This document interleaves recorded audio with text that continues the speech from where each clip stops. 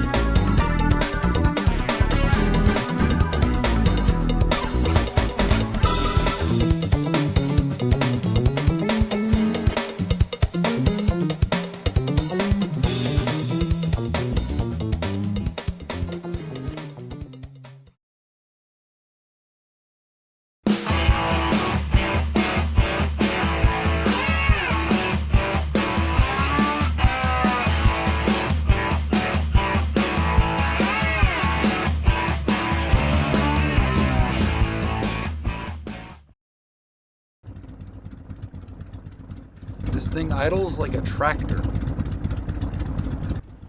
See how she drives. Immediate wheel spin. Immediately I didn't tighten my wheel down enough. This thing's idling at like 450 RPM. This is wild.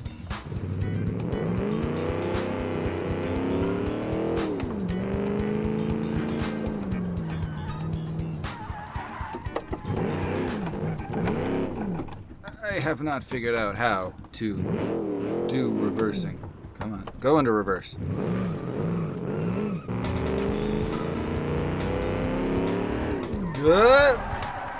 Even on just such a smooth turn, and it's dying. Okay, if I clutch dump you in second gear, are you gonna still spin the tires if I clutch dump in second? Yes, you are.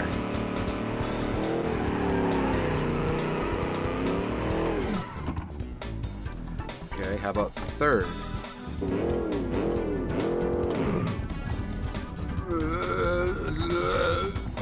No, but I can somehow start it in third gear. Holy crap, that's a lot of torque. Slowly gaining them RPMs. This thing's revving like a semi-truck right now. Oh, that's bad. That's real bad. It's a good thing I'm not in that.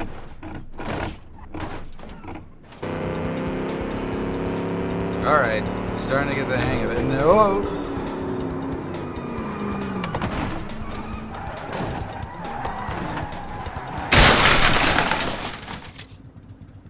I shouldn't have said the thing.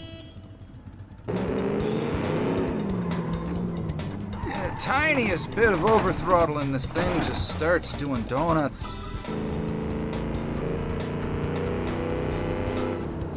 It feels like there's something like really wrong with the front end. Oh yeah, there is. That wheel's not supposed to look like that.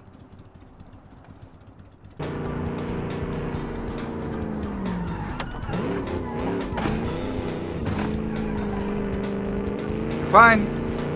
First time I've ever fucked up like that in this game and not lost it completely. Sorry, buddy. My car was nicer than yours to begin with, so I should feel worse. I want to take this thing around the track, but I suck so bad at the wheel right now, I probably shouldn't because I won't get any kind of a real time. And this is a wildly unforgiving car. I should probably be practicing more, but hey, I work.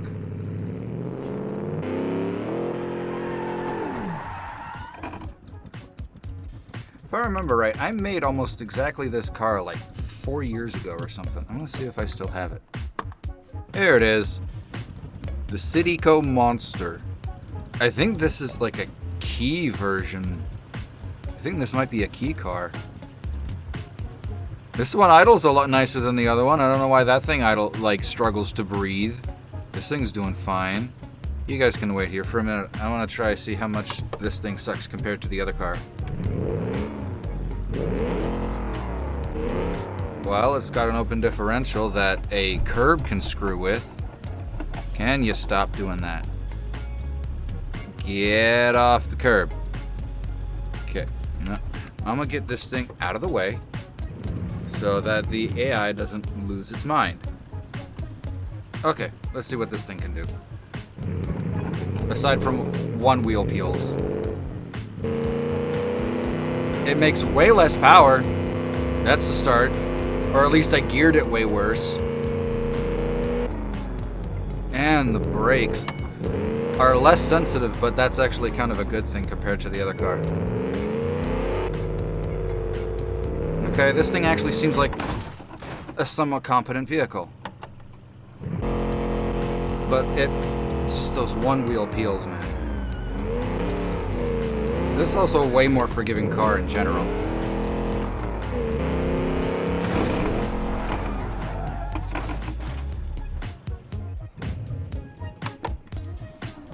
Back into the death trap. I think this thing is shorter than the other car. Also, I'm pretty sure the older automation BeamNG out export cars had way different grip dynamics than the new ones do.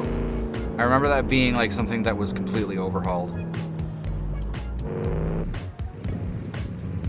I'm not sure how I'm gonna fare against that, but I guess I have no idea what its performance is really gonna be.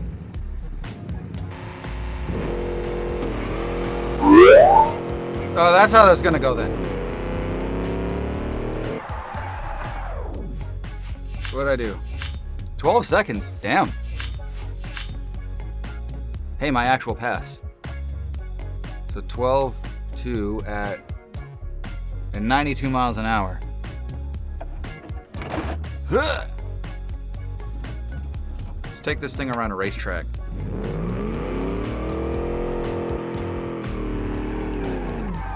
I'm probably going to hate this decision. Let's be masochistic and try the handling course with this car. I am probably going to lose my mind trying to do this. Let's try it.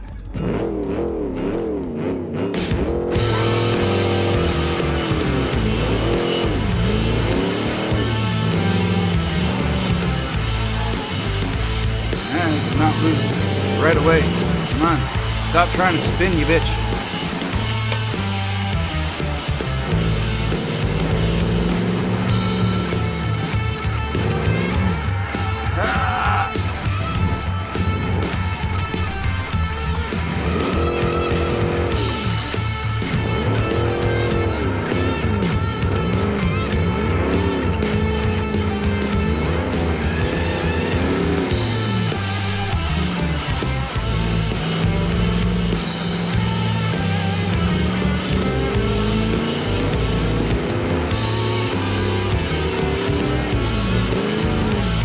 Every time I go into second gear, I lose it.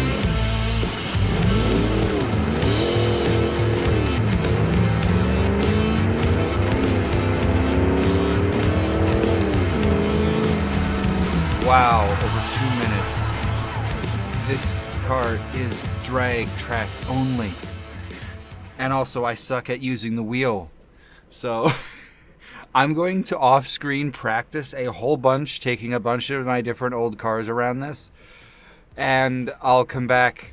We'll do this when I can actually drive. Actually, just for curiosity's sake, how am I going to do in the other one I was driving a minute ago? Because when I was free roaming, this thing seemed like it was pretty easy to drive. But that might not actually be the case.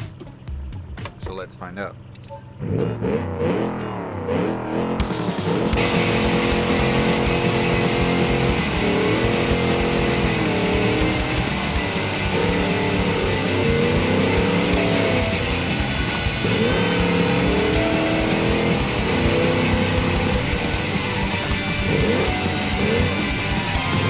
Oh, if I didn't lose it right at the end.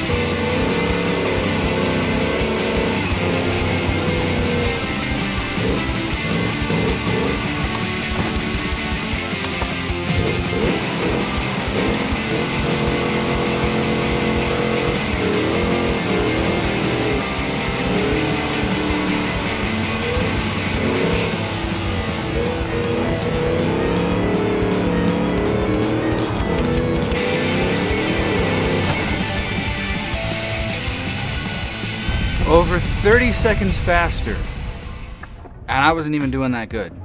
Yikes, that car is a nightmare. Okay, so that's gonna do it for this. I'm a practice. I'm gonna get better, and then we're gonna try this again. I'm gonna make another car, and we're gonna drive it around here. All right, bye.